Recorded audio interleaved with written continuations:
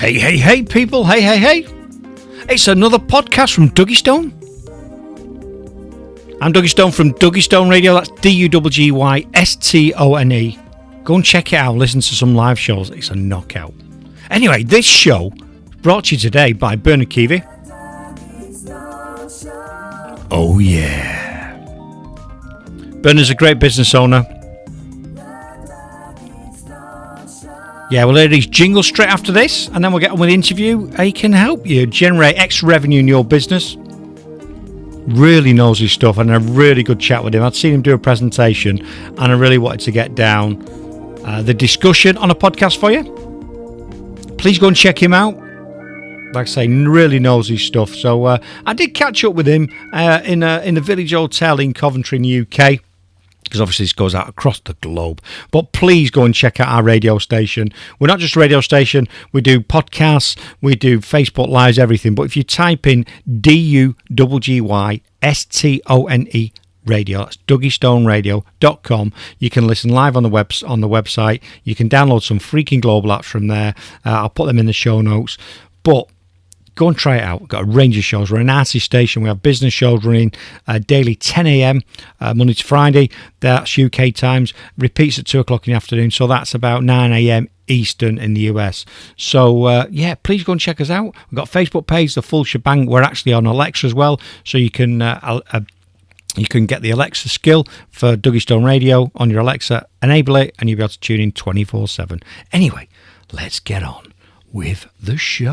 Business owners, double your profits in 90 to 180 days. I specialise in 45-minute business profitability makeovers. I'll show any business owner how to double your leads, triple your conversion, and double your profits, all within 90 to 180 days. It won't even cost you a penny extra in marketing or advertising. I need case studies for an article I'm writing for the Six-Figure Coaching magazine.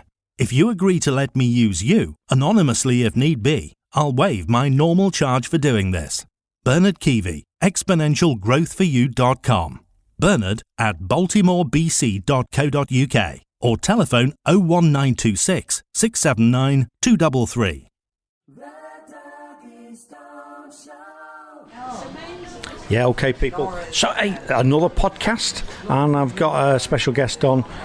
He's one of our show sponsors on Duggystone Radio. If you tune in regularly, you'll hear his advert playing on a Thursday, and it's Bernard Keavy. So I was intrigued because the other week we saw him do a presentation, and I really enjoyed it, and I thought people would get a lot of benefit from it, and that's what these shows are about, is giving people benefit, helping them in their business. So how are you doing, Bernard? Very well, thanks you, Kirk. How are you? Yeah, I'm all right, mate. And the weather's... I mean, depends when people are listening to this. You could be listening to this in December, but currently in June in the UK, it's glorious, isn't it? Oh, it's been absolutely fantastic. It's been sweltering. To be honest, it's actually more pleasant today because it's just that slightly bit fresher, isn't it? Yeah, I mean, in the context of, obviously, if it's been recorded, but I came down this morning, it was red hot. I opened all the doors, the Veluxes, let the air in. The lad's just come down about an hour ago. He went, God, you got all the house open, Dad. It's cold. Cold. Well, they're used to hot weather now, aren't they? They've been acclimatised. I know, it's been glorious, it's been great. So, yeah, the presentation did the other week, I really enjoyed it. I took a lot away from it, and I thought it'd be great to try and get it into a podcast to share with people and hopefully help them on their journey. And, do you want to take us through it? Yeah. Okay, well, the theme was, it was called The Appliance of Science, and the theme was that you can apply scientific methods to the world of business and use those scientific methods to help you grow your business. So I actually based the idea on a really good book I read recently by someone called Richard Koch, Koch, who's written books on the 80-20 principle. And I can't remember the exact title of the book, but it was something along the lines of The Science of Business and the 80-20 principle. But you'd recognise the book, and it's a really, really interesting read. And what he did was he looked at various developments in the scientific world and then sort of looked at parallels in terms of lessons you could learn for business. So we started off by looking at, in the old days, before sort of science became accepted, people used to really follow the scriptures. Now, can I just say, I'm not saying there's anything wrong with following the scriptures now, but I'm just saying that this is what people used to do all the time. Historically, that's where people went for their information. Yeah. So if it said in the Bible or the Quran or, the Talmud or whatever that this happened, and that if you pray to so-and-so, this will happen, that's what people believed.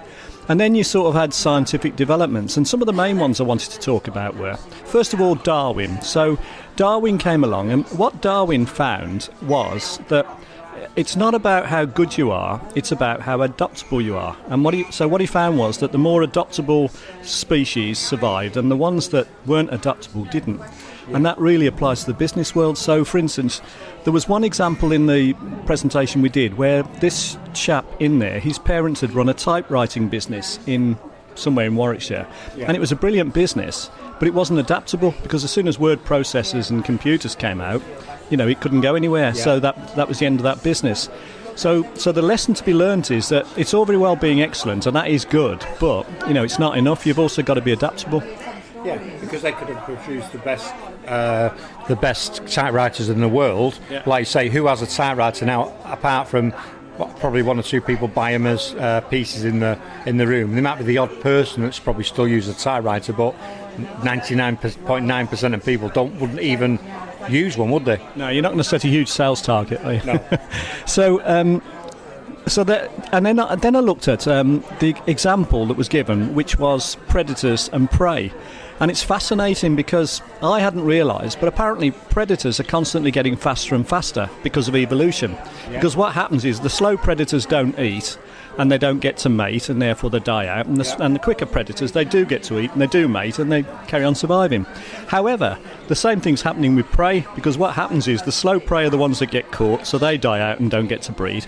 And the faster prey are the ones that escape and get to breed. So what's happening is constantly predators are getting faster, but so are prey, and the balance is staying roughly the same between them.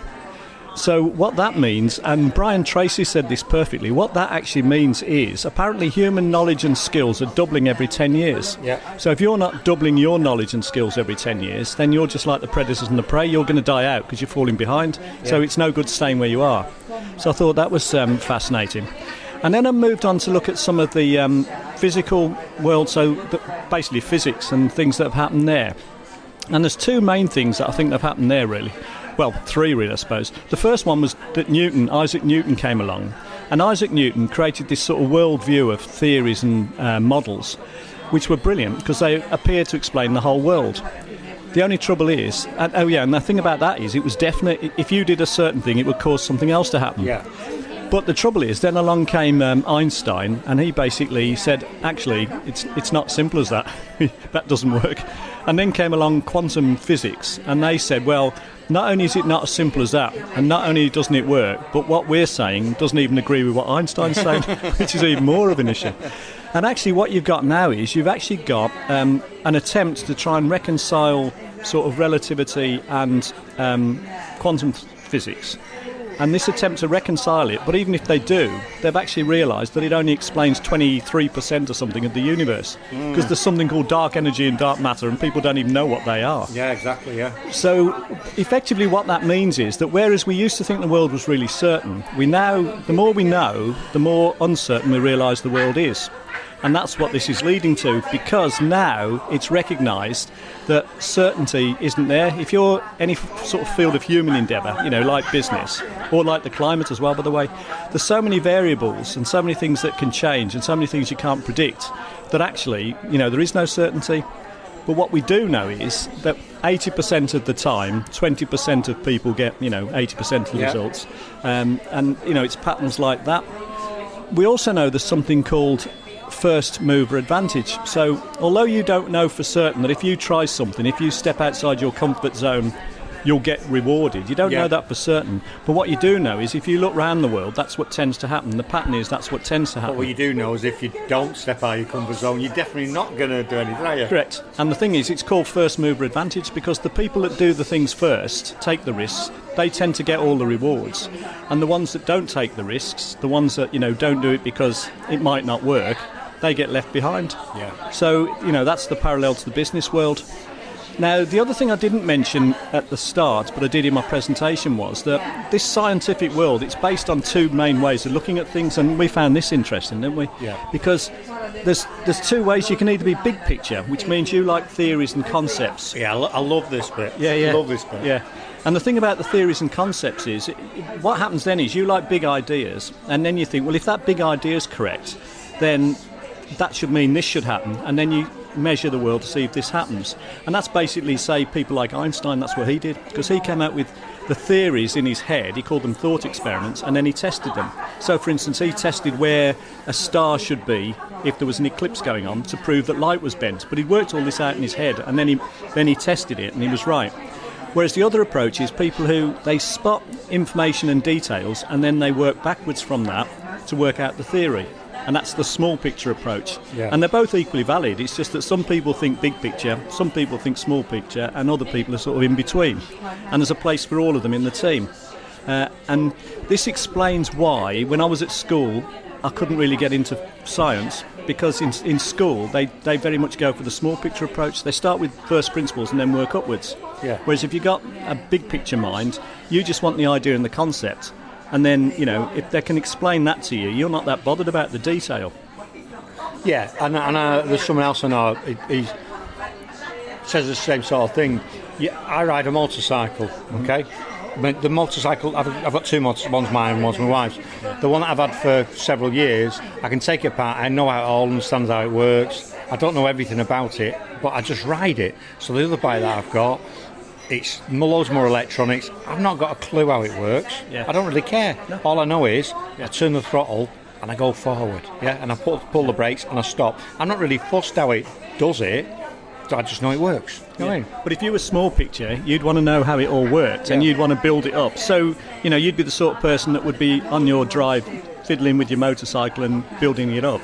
Yeah. Rather than not bothered about all that. And working out later and things that I want to learn. Yeah. As an example, I know we're talking about the bike, is there's two fundamental differences. The BMW that my wife's got, when you pull the front brake, I don't know how it does it, but normally a bike will dip down when you pull the front brake. Yeah.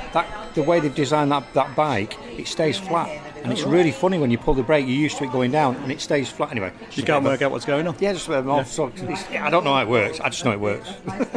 Now, where this is leading to is that, and this is sort of my take on it really, but if you're big picture, then on the DISC scale, the DISC, the drivers, I think you tend to be D and I.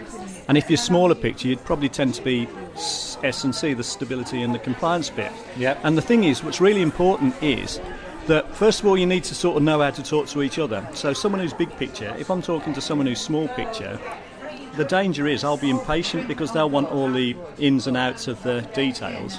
Whereas the danger for them is they'll be talking to me and they won't trust me because I think I'm all airy-fairy, pie in the sky theories. Yeah. But actually, in the business world, there's a place for all of us. So what you really need is you want some who are Ds, some who are Is, some who are Ss, some who are Cs, some who are big picture, some who are small picture.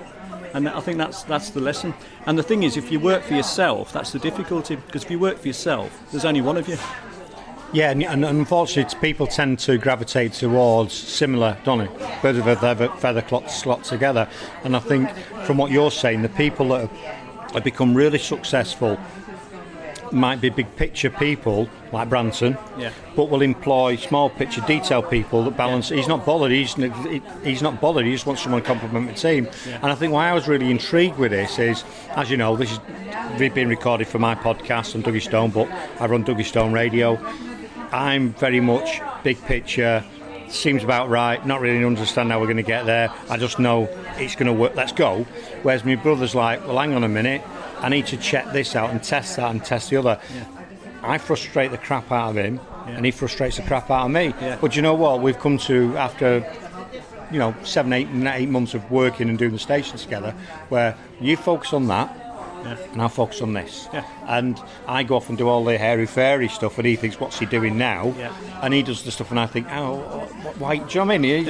And you're right, and that's proof. It proves it works, and that's why I was really interested with your talk, that bit in particular. But the rest of it, And I thought, well, if it's going to be a benefit to me, it's got to be a benefit to thousands of other people, hasn't it? You know, Yeah. Well, the theme really was, how could I be interested in all this scientific stuff now when I didn't like it at school? And the answer is because I'm big picture, and the popular science books tend to aim at the big picture type of person, whereas the school tended to aim at the small picture type of person.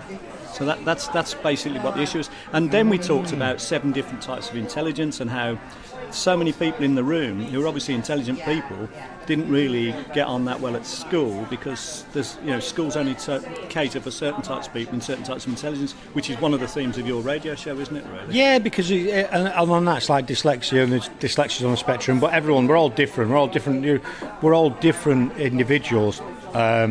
Neurodiversity is what we are. We're all neurodiverse. So we've currently got a system of education that is a one-size-fits-all. Yeah. So you've got kids in a classroom going, "This doesn't make sense to me." It's not because they're thick. It's just that they don't. It's not their learning style. It's not the way they understand. My youngest lad's a classic.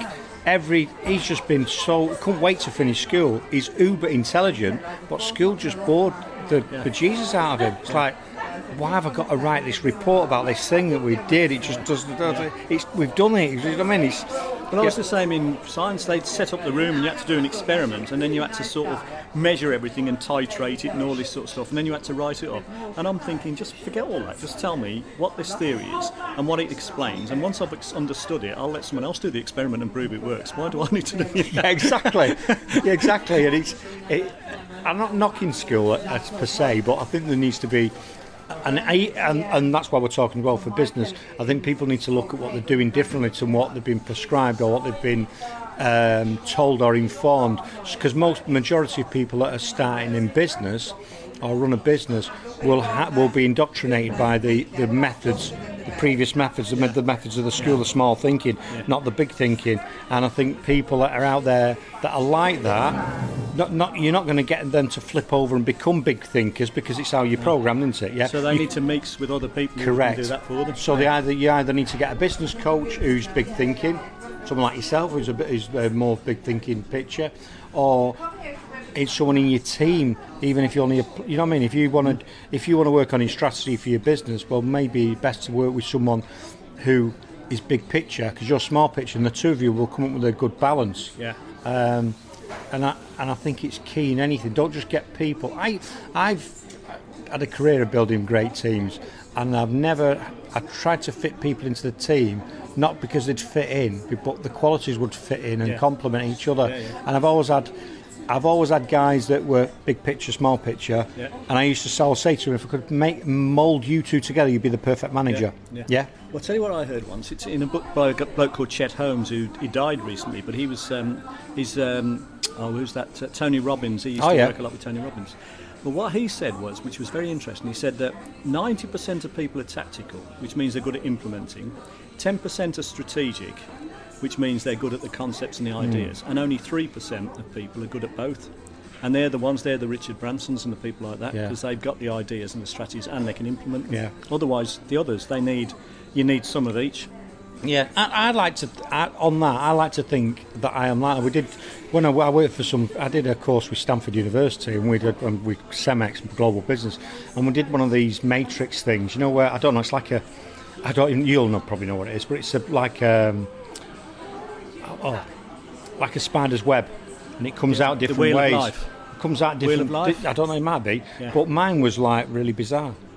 I mean, I think he put one up there and he said, if you're like this, you're a schizophrenic or something. Do you know what I mean? Like I'm a joke. Was like, that's the same as mine. Do you know what I mean? And I think I had a good balance in some of those areas. I think I was biased more to one than the other, but I was balanced in both things. And I think I think really differently to a lot of people in the concepts and what I do. Yeah, I'm sure you do. Now, where this took us on to the end then was that going back to these patterns and the 80-20 rule, I then looked at, everyone's heard of 80-20, but unless you actually read that book by Richard Koch, I don't think people really will understand it. Because what it actually says is that it's how you get to 80-20.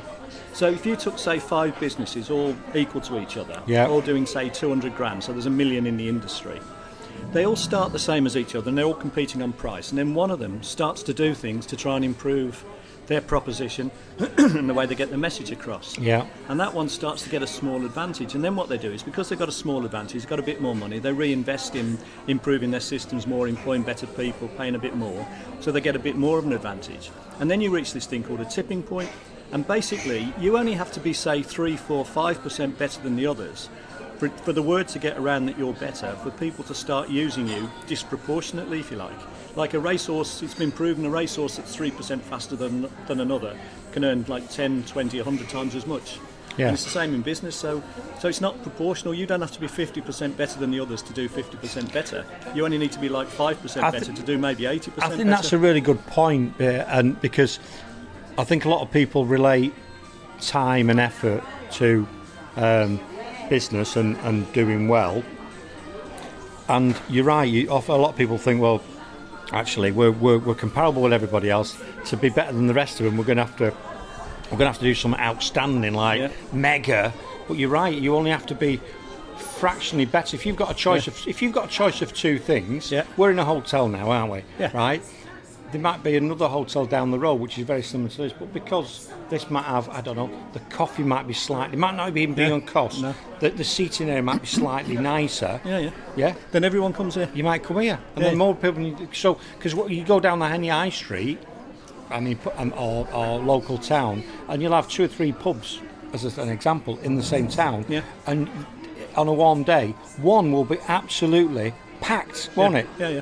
And the rest will be, and you think, why is that one so popular? So it's not 100 times better than the others. It's just maybe it might just be that they're better at having a target market, so that people perceive them as a specialist. That's all it might take. It might be they just take a bit more time and effort to explain what they do, because people assume that if you spend more time explaining why you're good, you must be better than the ones who haven't spent much time doing it. So you may not even be any better. Yeah, you know what I mean? But perception. Yeah, exactly, perception. So it's all about small improvements and massive advantages, and it's all to do with this 80-20 rule, and it's all to do with the fact that things are nowhere near as certain now. Now that we know more, we realise things are nowhere near as certain as we used to think they were. Yeah. It's quite interesting. I love it, and I've heard all this before from you, and it's great to have it again. And I've said it a couple of times now, but that's why I want to share it to people, because I'm sat here again going, that I can apply that. That makes sense. Oh yeah, that's really good. I'm already thinking now, how do I apply this to my own? So people out there, how do you apply this to your business? What have you got to do? So picking up on that one point, just by talking about it and getting out there and explaining what you do could have a massive impact on you. Because I reckon there's 5 steps. I reckon maybe 5, maybe 6. You've basically got to follow a logical process, and all you've got to do is aim to be better than the others. And you haven't got to be massively better. You just got to aim to get a bit better, and when you get a bit better, it'll become cumulative. So the first thing you need to do is you need to first of all work out a strategy and put time in your diary to implement it, because that's where most people go. They're too busy. And in that strategy, you've got to work out who could I be seen as being a specialist for? So who could I have as a target ideal customer? And what can I do to actually give them more than the others are giving them in terms of what they're looking for? So what makes them buy? And then when I do that, how can I then get my message across that, I know you've got this issue, problem or concern. I know exactly all about you because you're my target customer. This is what we do for you. This is how it works. And then just explain it in a bit more detail than the others do. And have risk-free offers as well. You need to understand that most people aren't now buyers. Most people are future buyers, which means they're looking for information to make a buying decision. So they don't necessarily want to be sold to straight away. They just want to be given information, and they want to be nurtured along the buyer's journey.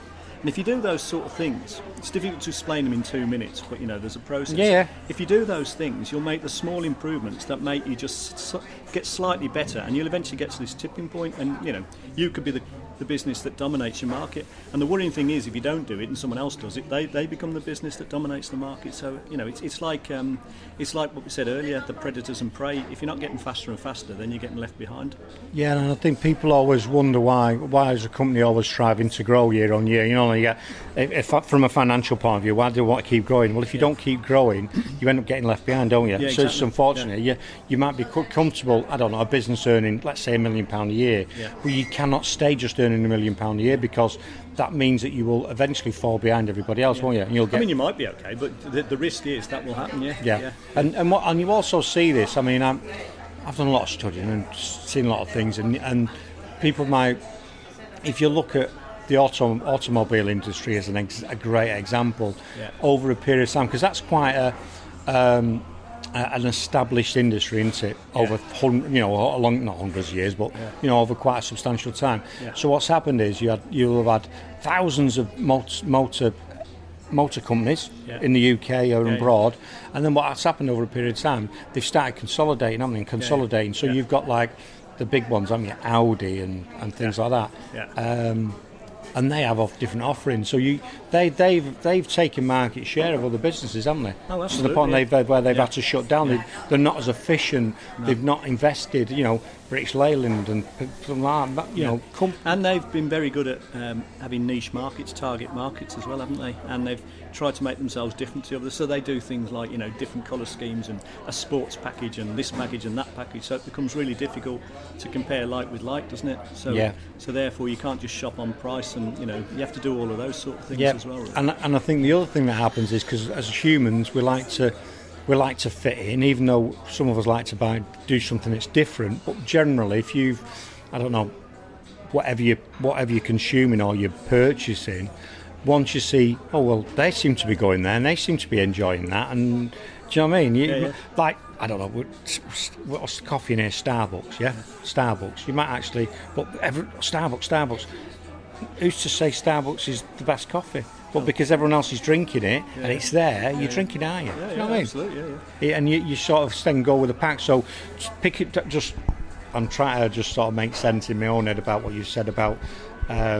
Keep going. You're doing a great job. Getting the advantages. Yeah. So what happens then is people start drinking the coffee that they like. More people go to it because they see other people having it, and they market it more. Yeah. And then they market it better. Yeah, that's they market it better, and all the writing on the cups and all the little quirky things they do. So they become bigger and bigger, and gain market share. Because imagine trying to create the model that we're talking about Starbucks now, because that's what I started off on. Trying to develop a business as big as theirs now, you couldn't, could you? No. It cost you millions, and billions. You have to get past them first. It costs you billions to get there, and so they dominate the space now, don't they? Yeah. Need a new tea shops. Tea shops. It is really interesting, because for myself, and looking, and that's what I'm talking to as well. Is I've got a radio station. There's loads of radio stations out there. I think we have a great offering and stuff that we're doing. And getting, how can we take those little incremental differences and become better? We don't have to be like mega and spend. No. We just need to explain your own niche. You want to dominate your own little niche and explain what we do better and get more people aware of us and things like that. It's really interesting. And like you said at the start, nothing is certain. But the more we get down the line, the more we realise that nothing is certain and everything. But what we do realise, I heard a quote once, and someone said, "What if it doesn't work?" And the answer to that is, well, what if it does work? Yeah. The thing is, although it's all to do with this 80-20 rule, and you just know that 80% of the business is going to be written by the 20% of the people who do the things they should be doing. So although you can't guarantee it, you know damn well who's going to be right in the business.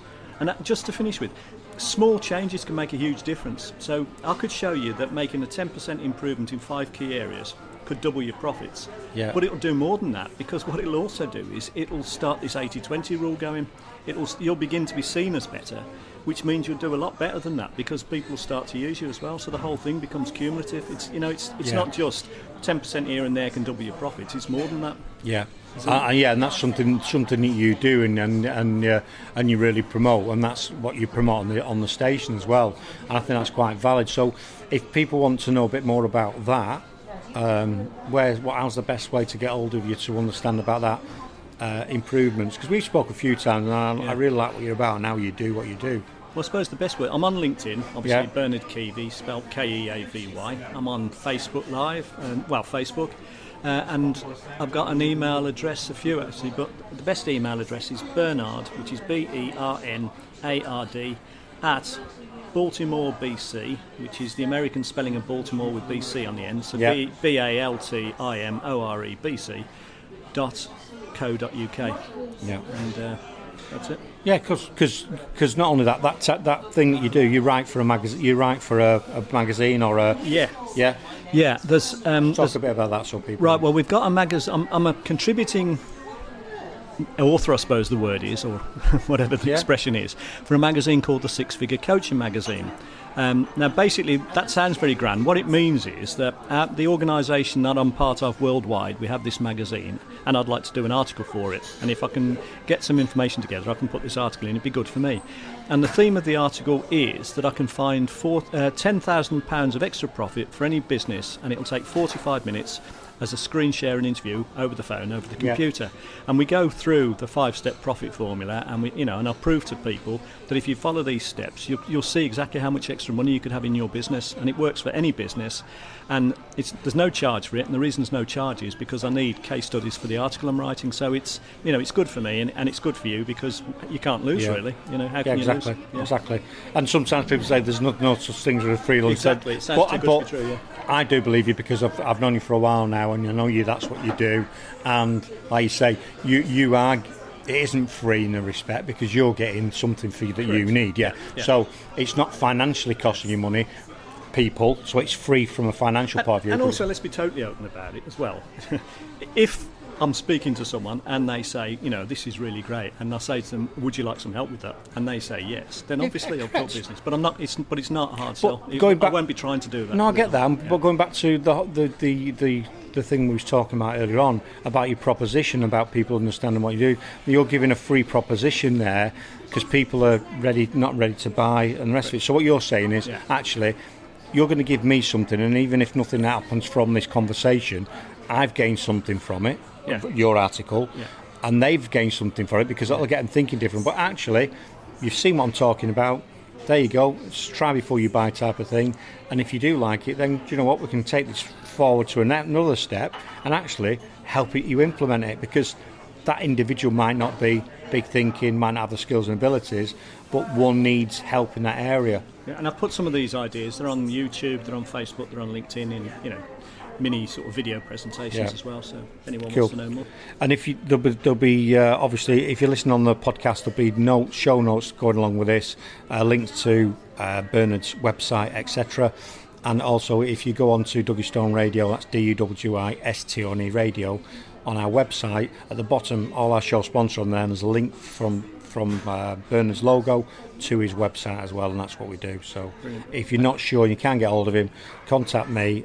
You can do contacts at duggystoneradio.com or kirk@duggystoneradio.com. It'll come to me and I'll hook you up with Bernard. Well, thanks very much for your time today. Well, thank you, Kirk. It's been really good. Yeah, it's been a great conversation. Thanks. Thank you. Cheers.